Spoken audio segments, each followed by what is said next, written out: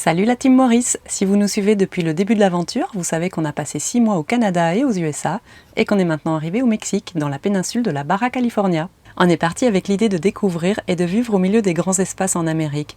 Et plus on avance, plus on évolue, plus on expérimente de nouvelles formes de voyage. Et on voudrait vous partager cette expérience. Dans la vidéo précédente, après les cactus géants et notre première rencontre avec les baleines, nous venions d'arriver sur une jolie plage de la Bahía de Concepción. En restant enlisés, on a pris ça comme un signe qu'on devait y rester quelques jours. Et pourtant, on vous avoue qu'en arrivant, on a voulu faire demi-tour devant la quantité de campeurs sur cette petite plage. Mais au fil des jours et des rencontres, on est tombé sous le charme des lieux. Et on va essayer de vous montrer pourquoi.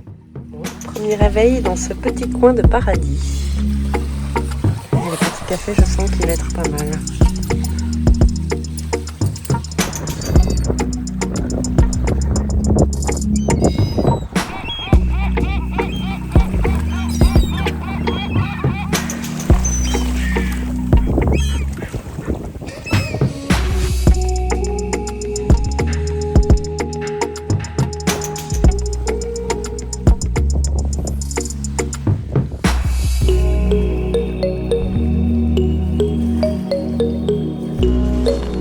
L'eau, elle est transparente.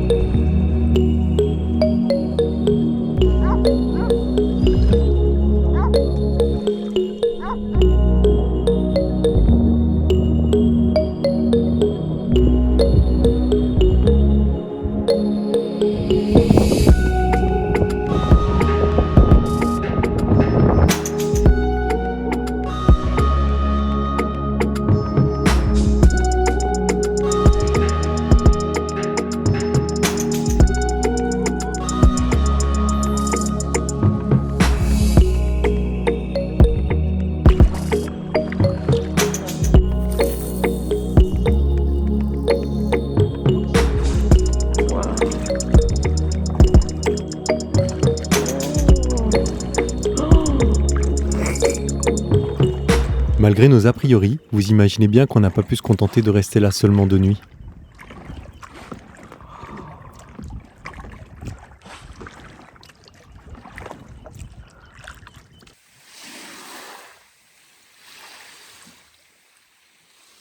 Cet endroit magnifique aura été synonyme d'une belle immersion dans une petite communauté qui s'organise autour de la vie marine. Ah. Il est allé dans un trou. See, it's very good. There you go. Now you can stand up. Well, first let go. And you want the paddle the other way. There you go. Yes. Yes. The scoop back. The scoop back. There you go.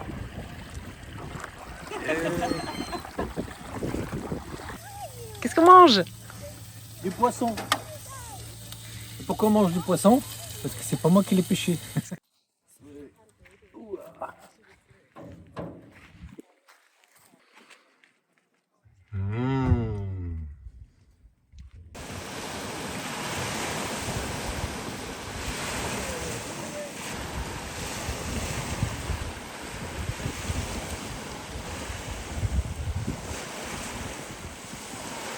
Jusqu'à présent, on avait toujours fui les campings pour éviter de se sentir entassés.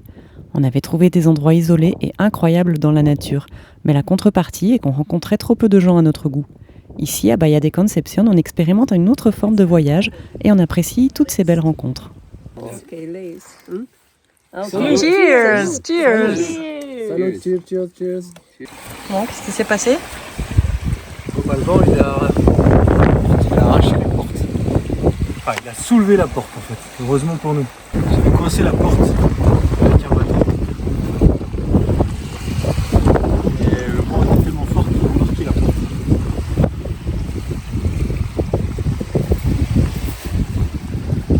Heureusement, rien de cassé.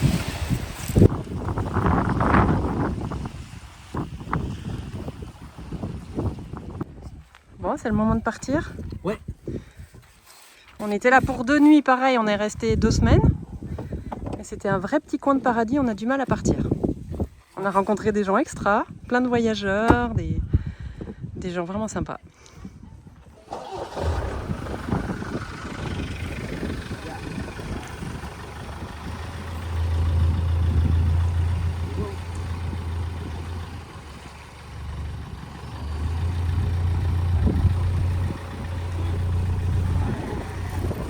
Bye bye! Bon bah ça y est, on quitte ce petit endroit paradisiaque. On a passé, je pense, 2 semaines, peut-être 3 semaines à vrai dire. On a complètement perdu la notion du temps. C'était une parenthèse enchantée. Ouais, vraiment ça. Et on reprend la direction de Loreto.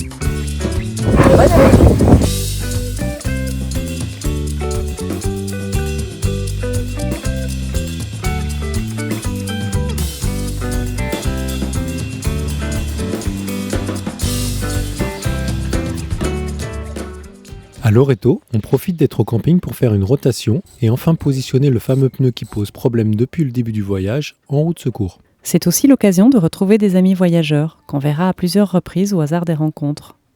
Après Loreto, on décide de retourner voir les baleines sur la côte pacifique. La saison est plus avancée et on espère que les baleines et leurs nouveau-nés vont maintenant s'approcher des bateaux.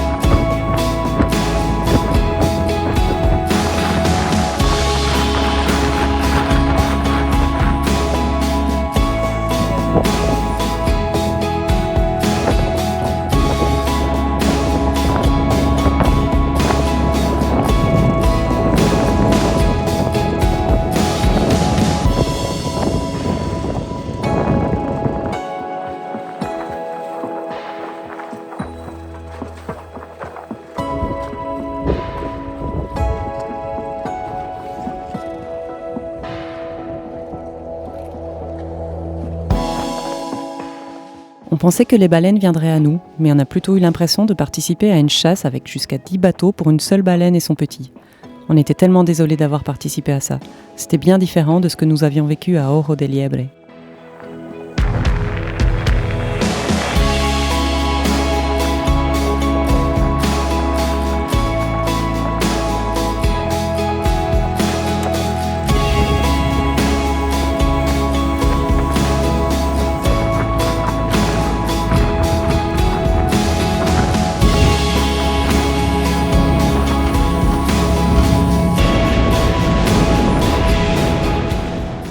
reprenant la route, on repense à tout ce qu'on a vécu.